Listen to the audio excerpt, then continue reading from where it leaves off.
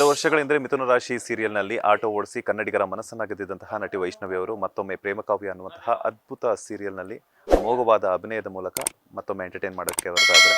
ಮೊದಲನೇದಾಗಿ ಅವರಿಗೆ advance happy birthday wishes ಅನ್ನ ತಿಳಿಸೋಣ. ಮೊದಲನೇದಾಗಿ ಹ್ಯಾಪಿ ಬರ್ತ್ಡೇ ಅಡ್ವಾನ್ಸ್ ಆಗಿ. Thank you so much. ಪಾರ್ಟಿಗೆ ಎಲ್ಲಿ ಹೋಗುವ? ಪಾರ್ಟಿ ಬನ್ನಿ, ನಮ್ಮ ಮನೆಗೆ ಅಡುಗೆ ಮಾಡಿಕೊಡ್ತೀನಿ. ಇಲ್ಲಾಂದರೆ ಊಟ ಪಾರ್ಟಿ ಅಷ್ಟೇ ನಮ್ಮದು. ಇನ್ನೊಂಥರ ನಿಮ್ಮ ಪಾರ್ಟಿ ಇರೋದಿಲ್ಲ ನಮ್ಮ ಕಡೆ. ನಮ್ಮ ಕಡೆ ಹೊಟ್ಟೆ ಪಾರ್ಟಿ, ಚಂದ ಊಟ. ಸೊ ನನಗೂ ಅಷ್ಟೇ, ಊಟ ಕೊಟ್ಟರೆ ಸಾಕು. ಊಟ ಪಾರ್ಟಿ ಅಂತ ಹೇಳ್ತಾ ಇದ್ರೆ ಯಾವ ಅಡುಗೆನ ತುಂಬ ವೆರೈಟಿಯಾಗಿ ಆ್ಯಂಡ್ ತುಂಬ ಬ್ಯೂಟಿಫುಲ್ ಆಗಿ ಪ್ರಿಪೇರ್ ಮಾಡ್ತೀರಾ ಅಂತ? ಬ್ಯೂಟಿಫುಲ್ ನನ್ನ ಪ್ರೆಸೆಂಟೇಷನ್ನು ಅಷ್ಟೆಲ್ಲ ನನಗೆ ಗೊತ್ತಿಲ್ಲ. ಅಡುಗೆ ನಮ್ಮಮ್ಮ ಎನಿಥಿಂಗ್ ವೆಜ್ ನಾನು ಚೆನ್ನಾಗಿ ಮಾಡ್ತೀನಿ. ವೆಜ್ಜಲ್ಲಿ ಏನೇ ಕೊಟ್ಟರು ನಾನು, ಅಂದರೆ ಮುಂಚೆಗಿಂತ ಇವಾಗ ತುಂಬ ಚೆನ್ನಾಗಿ ಮಾಡ್ತಾಯಿದ್ದೀನಿ, ಥ್ಯಾಂಕ್ಫುಲಿ. ಸೊ ಬಟ್ ಅಮ್ಮನಷ್ಟೆಲ್ಲ ಚೆನ್ನಾಗಿ ಬರಲ್ಲ, ಖಂಡಿತವಾಗ್ಲೂ ಅಮ್ಮ ಅಜ್ಜಿ ಅಷ್ಟೆಲ್ಲ ಚೆನ್ನಾಗಿ ಬರಲ್ಲ.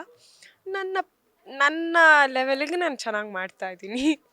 ಯಾರು ಸಾಯಲ್ಲ ತಿಂದರೆ. ಓಕೆ, ಈಗ ಮಿಥುನ ರಾಶಿ ನಂತರ ಮತ್ತೊಮ್ಮೆ ಕಲರ್ಸ್ ಕನ್ನಡದಲ್ಲಿ ಕಂಬ್ಯಾಕ್ ಮಾಡ್ತಿರುವಂಥದ್ದು ಪ್ರೇಮ ಕಾವ್ಯ ಅನ್ನುವಂತಹ ಸೀರಿಯಲ್ನಲ್ಲಿ ಕಾವ್ಯ ಅನ್ನುವಂತಹ ಪಾತ್ರಕ್ಕೆ ಬಣ್ಣ ಹಚ್ತಿರುವಂಥದ್ದು ಎಷ್ಟು ಖುಷಿ ಕೊಟ್ಟಿದೆ, ಮತ್ತೊಮ್ಮೆ ಕನ್ನಡಿಗರ ಮುಂದೆ ಬರ್ತಿರುವಂಥದ್ದು ಎಷ್ಟು ಖುಷಿ, ಡಬಲ್ ಸಂಭ್ರಮವನ್ನು ಮಾಡಿದೆ ಅಂತ? ತುಂಬ ಖುಷಿ ಆಗ್ತಿದೆ. ನೀವು ಹೇಳ್ದಂಗೆ ಮತ್ತೆ ವಾಪಸ್ ಕನ್ನಡಕ್ಕೆ ಬರ್ತಿರೋದಕ್ಕಂತೂ ನನಗೆ ತುಂಬ ಖುಷಿ ಇದೆ. ಯಾಕೆಂದರೆ ನಾನು ಕನ್ನಡಕ್ಕೆ ವಾಪಸ್ ಬರಬೇಕು ಅಂದ್ಕೊಂಡಾಗ ನನಗೆ ಒಂದೊಳ್ಳೆ ಪಾತ್ರ, ಒಂದೊಳ್ಳೆ ಕತೆ ಬೇಕಿತ್ತು, ನನಗೆ ಒಂದೊಳ್ಳೆ ಟೀಮ್ ಬೇಕಿತ್ತು. ನನಗೆ ಕನ್ನಡದಲ್ಲಿ ನನಗೆ ಸಿಕ್ಕಿರೋಂಥ ಟೀಮ್ ಮಿಥುನ ರಾಶಿ ಟೀಮ್ ಥರ ನನಗೆ ಮತ್ತೆ ಸಿಕ್ಕಬೇಕು ಅಂತ ತುಂಬ ಆಸೆ ಇತ್ತು. ಅದೇ ಥರ ನನಗೊಂದೊಳ್ಳೆ ಪ್ರಾಜೆಕ್ಟ್ ಸಿಕ್ಕಿದೆ, ಒಂದೊಳ್ಳೆ ಟೀಮ್ ಸಿಕ್ಕಿದ್ದಾರೆ. ಕತೆ ಅಂತ ಕಾವ್ಯ ಅಂತ ಹೇಳಕ್ಕೆ ಹೋಯ್ತು ಅಂದರೆ ಇದು ತುಂಬ ವಿಭಿನ್ನವಾಗಿದೆ. ಒಂದು ಹೀರೋಯಿನ್ ಅಂತಂದರೆ ಅದೇ ಗುಗ್ಗು ಥರ ಇರೋದಿಲ್ಲ, ಬುದ್ಧಿ ಇದೆ. ಇಬ್ಬರು ಅಷ್ಟೇ, ನಾನೇ ಆಗಲಿ ನಮ್ಮ ಅಕ್ಕ ಆಗಲಿ, ನಮ್ಮಿಬ್ಬರಿಗೂ ನಮ್ಮದೇ ಆದಂಥ ರೀತಿಯಲ್ಲಿ ಬುದ್ಧಿ ಇದೆ. ಪ್ರಾಜೆಕ್ಟ್ ಮಾಡಬೇಕಾದ್ರೆ ಎಲ್ಲ ಭಾಷೆಯಿಂದಲೂ ಎಲ್ಲರೂ ಇದ್ದರು. ನಾನು ಯಾರ ಹತ್ರ ಯಾವ್ದು ಮಾತಾಡ್ತಿದ್ದೆ ಅಂತಲೇ ಗೊತ್ತಾಗ್ತಿರ್ಲಿಲ್ಲ, ಅಷ್ಟು ಹುಚ್ಚಿಡ್ದು ಹೋಗ್ಬಿಟ್ಟಿತ್ತು. ಸೊ ಒಬ್ಬ ಆರ್ಟಿಸ್ಟ್ ಆಗಿರೋವಂಥ ಇದು, ಹಾಗಂತ ನಮ್ಮ ಭಾಷೆ ಮೇಲಿರುವಂಥ ಪ್ರೇಮ ಕಡಿಮೆ ಆಗಿದೆ ಅಂತಲ್ಲ, ಖಂಡಿತವಾಗ್ಲೂ ಇಲ್ಲ. ಇಲ್ಲಾಂದರೆ ವಾಪಸ್ ಖಂಡಿತವಾಗ್ಲೂ ಬರ್ತಾ ಇರಲಿಲ್ಲ. ಸೊ ಹಾಗೆ. ಕಾವ್ಯ ಅನ್ನುವಂತಹ ಒಂದು ಕ್ಯಾರೆಕ್ಟರ್ನ ಒಪ್ಕೊಳ್ಳೋದಕ್ಕೆ ಕಾರಣ ಏನು ನಟಿ ವೈಷ್ಣವಿ ಅವರಿಗೆ ಸಿಕ್ಕಿದ್ದು ಅಂತ? ಕಾವ್ಯ ನಾನಾಗಲೇ ಹೇಳ್ದಾಗೆ ತುಂಬ ವಿಭಿನ್ನವಾದಂಥ ಪಾತ್ರ, ತುಂಬ ಪವರ್ಫುಲ್ ಆದಂಥ ಪಾತ್ರ. ನಾನು ಹೇಳ್ದಂಗೆ ಆ ಪಾತ್ರಕ್ಕೆ ಒಂದು ಶಕ್ತಿ ಇದೆ, ತುಂಬ ಆ್ಯಂಬಿಷಿಯಸ್ಸು, ತುಂಬ ಕನಸುಗಳಿದೆ. ಹಾಗೆ ಆ ಮೃದು ಸ್ವಭಾವನೂ ಇದೆ, ಭಾವನೆಗಳಿಗೆ ಬೆಲೆ ಕೊಡ್ತೀನಿ. ಹಾಗೆ ನಾನು ತುಂಬ ಭಾವುಕಳಾದಂಥ ವ್ಯಕ್ತಿ. ಸೊ ಖಂಡಿತವಾಗ್ಲೂ ಆ ಪಾತ್ರ ನಾನು ಇಷ್ಟಪಡೋದಕ್ಕೆ ಕಾರಣ ಅವಳ ವ್ಯಕ್ತಿತ್ವ ಅಂತ ಹೇಳ್ಬೋದು, ಅಥವಾ ಕತೆ ಅಂತ.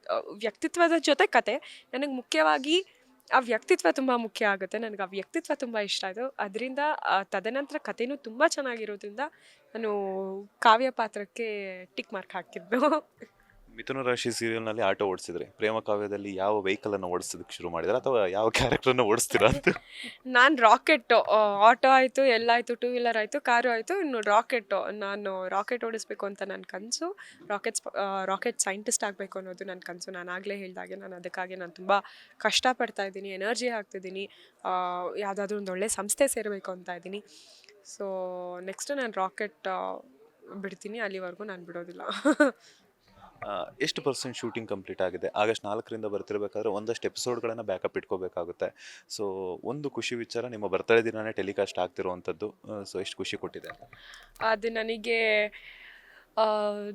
ನನಗೆ ದೇವ್ರು ಕೊಟ್ಟಿರೋಂಥ ಗಿಫ್ಟ್ ಅಂತ ಹೇಳ್ಬೋದು ಈ ಪ್ರಾಜೆಕ್ಟ್. ಹಿಂಗೆ ಅದು ಕಮ್ ಬ್ಯಾಕ್ ಟು ಕನ್ನಡ ನನಗೆ ನನ್ನ ಬರ್ಡೇ ದಿನ ಟೆಲಿಕಾಸ್ಟ್ ಆಗ್ತಿರೋದು. ಥ್ಯಾಂಕ್ಸ್ ಟು ಕಲರ್ಸ್ ಕನ್ನಡ, ನಮ್ಮ ಪ್ರೊಡ್ಯೂಸರ್ ಎಲ್ರಿಗೂ ನಾನು ಫುಲ್ ಖುಷಿಯಾಗಿದ್ದೀನಿ ನಾನು ಈ ವಿಷಯಕ್ಕೆ. ಸೊ ಮಿಥುನ ರಾಶಿಯಲ್ಲಿ ರಾಶಿಯಾಗಿ ಒಂದಷ್ಟು ಮಿಡಲ್ ಕ್ಲಾಸ್ ಹುಡುಗಿ ಆಗಿರ್ಬೋದು, ಹಾಗೆಯೇ ಸಂಬಂಧಗಳು ಬೆಲೆ ಕೊಡುವಂಥದ್ದಾಗಿರ್ಬೋದು, ಒಂದಷ್ಟು ವಿಚಾರಗಳನ್ನು ತಿಳಿಸ್ಕೊಂಡು ಅದರ ಜೊತೆಗೆ ಸ್ವಾವಲಂಬಿ ರಾಶಿಯನ್ನು ಸಹ ನಾವು ನೋಡಿದ್ವು. ಪ್ರೇಮ ಕಾವ್ಯದಲ್ಲಿ ಯಾವ ರೀತಿಯಂತಹ ಕಾವ್ಯರನ್ನು ಎಕ್ಸ್ಪೆಕ್ಟ್ ಮಾಡಬಹುದು ಕನ್ನಡ ಕೇಳುತ್ತಿರೋ ವೀಕ್ಷಕರು ಅಂತ? ಒಂದು ಕಾಮನ್ ಏನಂದರೆ ಇಬ್ಬರಲ್ಲೂ ಸ್ವಾವಲಂಬಿ ಹೌದೇ ಹೌದು. ನಾನು ಯಾರ ಹತ್ರನೂ ಹೋಗ್ಬಿಟ್ಟು ಕೈ ಚಾಚುವಂಥ ಪಾತ್ರ ಅಲ್ಲವೇ ಅಲ್ಲ. ಮಿಡಲ್ ಕ್ಲಾಸ್ ಅಂತ ಬಂದರೆ ಇವಾಗ ಕಾವ್ಯನ ಬ್ಯಾಕ್ಗ್ರೌಂಡ್ ಬಂದು, ಫ್ಯಾಮಿಲಿ ಬ್ಯಾಕ್ಗ್ರೌಂಡ್ ಬಂದು ತೀರಾ ಮಿಡಲ್ ಕ್ಲಾಸ್ ಅಲ್ಲ. ಹೊಟ್ಟೆ ಬಟ್ಟೆ ಸೂರಿಗೆ ಏನೂ ತೊಂದರೆ ಇಲ್ಲ. ನಮ್ಮಪ್ಪ ಹೆಣ್ಮಕ್ಳನ್ನ ಬೆಳೆಸೋದಕ್ಕೆ ಖಂಡಿತವಾಗ್ಲೂ ಬೇಕೇ ಬೇಕು ಖರ್ಚು. ಸೊ ಅದಕ್ಕೆ ತಕ್ಕನಾಗೆ ಅವರು ಸಂಪಾದಿಸ್ಕೊಂಡಿದ್ದಾರೆ. ಹಾಗಂತ ನಾವು ಆಹಾ ಓಹೋ ಅಂಬಾನಿ ಏನಲ್ಲ ನಾವು. ಸೊ ನಮ್ಮ ಪರಿಸ್ಥಿತಿಗೆ ಎಷ್ಟು ಬೇಕೋ ಅಷ್ಟಕ್ಕೆ ತಕ್ಕನಂಗೆ ನಾವು ನೆಮ್ಮದಿಯಾಗಿರೋವಂಥ ಕುಟುಂಬ ನಮ್ಮದು. ಈಗ ಪ್ರೇಮ ಕಾವ್ಯ ಅಂತಂದ್ರೆ ಎರಡು ವಿಭಿನ್ನ ಮನಸ್ಸುಗಳ ಒಂದು ಪ್ರೇಮವೇ ಪ್ರೇಮ ಕಾವ್ಯ ಅಂತ. ಸೊ ಆಪೋಸಿಟ್ ಪರ್ಸನ್ ನಿಮ್ಮದೇ ಒಂದಷ್ಟು ಜಾನರ್ ಇರುತ್ತೆ, ಕ್ಯಾರೆಕ್ಟರೈಸೇಷನ್ ಆಗಿರ್ಬೋದು. ಅವ್ರ ಆಪೋಸಿಟ್ ನಿಮ್ಮ ಪರ್ಸನ್ ಕ್ಯಾರೆಕ್ಟರ್ ಮಾಡ್ತಿರೋವಂಥದ್ದು ವಿಭಿನ್ನವಾಗಿ ತೋರಿಸೋದಕ್ಕೆ ಪ್ರಯತ್ನ ಪಟ್ಟಿದ್ದಾರೆ. ಹೆಂಗೆ ಒಂದಾಗುತ್ತೆ ಅನ್ನುವಂಥ ಕುತೂಹಲ ಪ್ರೋಮೋದಲ್ಲೇ ಬಂದಿರೋವಂಥದ್ದು. ಸೊ ಹೆಂಗೆ ನೋಡಬಹುದು, ಹಾಗೆಯೇ ಯಾವ ರೀತಿಯಾದಂತಹ ಎಕ್ಸ್ಪೆಕ್ಟೇಷನ್ಸನ್ನು ಇಟ್ಕೋಬಹುದು ಅಂತ. ಎಕ್ಸ್ಪೆಕ್ಟೇಷನ್ಸು ನೀವು ಆಲ್ರೆಡಿ ಪ್ರೋಮೋ ನೋಡೇ ನಿಮಗೆ ಗೊತ್ತಾಗಿರುತ್ತೆ. ನೀವಾಗಲೇ ಹೇಳಿದಾಗ 2 ವಿಭಿನ್ನವಾದಂಥ ಪಾತ್ರಗಳು ಅಂತ. ಯಾಕೆಂದರೆ ನಾನು ಅಷ್ಟು ಓದಿದ್ದೀನಿ. ನನ್ನ ಮನಸ್ಸಲ್ಲಿರುವಂಥದ್ದು, ಕಾವ್ಯನ ಮನಸ್ಸಲ್ಲಿರುವಂಥದ್ದು ಏನಪ್ಪ ಅಂದರೆ, ತಾನು ಅಷ್ಟು ಓದಿರೋದ್ರಿಂದ ಒಂದು ಸೈಂಟಿಸ್ಟ್ ಆಗಬೇಕು ಅಂದರೆ ಅಷ್ಟು ಓದಿರ್ತಾಳೆ. ಅದಕ್ಕೆ ತಕ್ಕನಾಗೆ ಒಂಚೂರಾದರೂ ಓದಿರಲಿ ಅನ್ನೋವಂಥ ಆಸೆ ಇದ್ದಿರುತ್ತೆ. ಹಾಗಂತ ಓದಿಲ್ಲದೆ ಇರೋರನ್ನ ಕೀಳಾಗಿ ನೋಡುವಂಥ ಪಾತ್ರ ಅಲ್ಲವೇ ಅಲ್ಲ, ಖಂಡಿತವಾಗ್ಲೂ. ಯಾಕೆಂದರೆ ಸ್ವಂತ ಅಕ್ಕನೇ ಅರ್ಧಂಬರ್ಧ ಸ್ಕೂಲಿಂದ ಈಚೆ ಬಂದಿರೋಳು, ಓದಿ ತಲೆಗೆ ಹಿಡ್ದಿಲ್ಲ ಅಂತ. ಬಟ್ ಇವಾಗ 2 ವಿಭಿನ್ನವಾದಂಥ ಪಾತ್ರಗಳಾಗಿರೋದ್ರಿಂದ ನಮ್ಮಿಬ್ಬರ ಜೀವನ ಹೇಗೋಗುತ್ತೆ, ಒಬ್ಬರು ಕ್ಲಾಸಿ ಇನ್ನೊಬ್ಬರು ಮಾಸು. ಸೊ ನಾವಿಬ್ಬರು ಒಂದಾದರೆ ಏನಾಗುತ್ತೆ, ಕತೆ ಹೇಗೋಗುತ್ತೆ ಅನ್ನೋದೇ ಮುಖ್ಯವಾದಂಥ ವಿಷಯ ಇಲ್ಲಿ. ಸೊ ಅವರಿಬ್ರದ್ದು ಹಾಗೆ ಉಲ್ಟಾ ಆಗುತ್ತೆ. ಸೊ ಅದೇ ಮುಖ್ಯವಾದಂಥ ವಿಷಯ ಆಗುತ್ತೆ ಇಲ್ಲಿ. ಹೇಳ್ತಾ ಇದ್ರಿ ರಾಕೆಟ್ ಓಡಿಸೋದಕ್ಕೆ ಪ್ರಯತ್ನ ಪಡ್ತಾ ನೀವು ಒಳ್ಳೆ ಕ್ಲಾಸಸ್ಗೂ ಕೂಡ ಜಾಯ್ನ್ ಆಗ್ತೀರಿ ಅಂತ. ಆಲ್ರೆಡಿ ಪ್ರಾಕ್ಟೀಸ್ ನಡೀತಿದೆಯಾ ಓಡಿಸೋವಂಥದ್ದು? ರಾಕೆಟ್ ಓಡಿಸೋದಕ್ಕೆ ನಮಗೆ ಪ್ರಾಕ್ಟೀಸ್ ಅಂತ ಬೇಕಾಗೋದಿಲ್ಲ, ಖಂಡಿತವಾಗ್ಲೂ.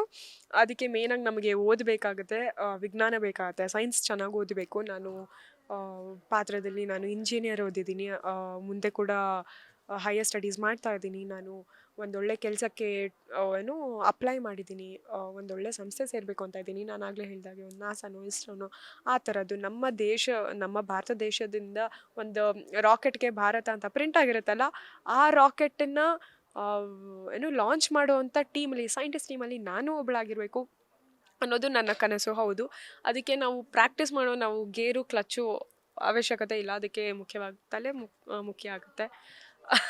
ಸೊ ಖಂಡಿತವಾಗ್ಲೂ ಅದ್ರ ನಿಟ್ಟಿನಲ್ಲಿ ನಾನು ಎನರ್ಜಿ ಹಾಕ್ತಿದ್ದೀನಿ. ಲೇಟೆಸ್ಟ್ ಹಾಗೂ ಇಂಟ್ರೆಸ್ಟಿಂಗ್ ಸುದ್ದಿಗಳಿಗಾಗಿ ಬಾಸ್ ಟಿವಿ ಕನ್ನಡ ಚಾನೆಲ್ನ ಸಬ್ಸ್ಕ್ರೈಬ್ ಮಾಡಿ. ಹಾಗೆಯೇ ಬೆಲ್ ಐಕಾನ್ ಪ್ರೆಸ್ ಮಾಡಿ. ಇದರ ಜೊತೆಗೆ ಫೇಸ್ಬುಕ್, ಇನ್ಸ್ಟಾಗ್ರಾಮ್, ಎಕ್ಸ್ನಲ್ಲೂ ಮಿಸ್ ಮಾಡದೆ ಫಾಲೋ ಮಾಡಿ.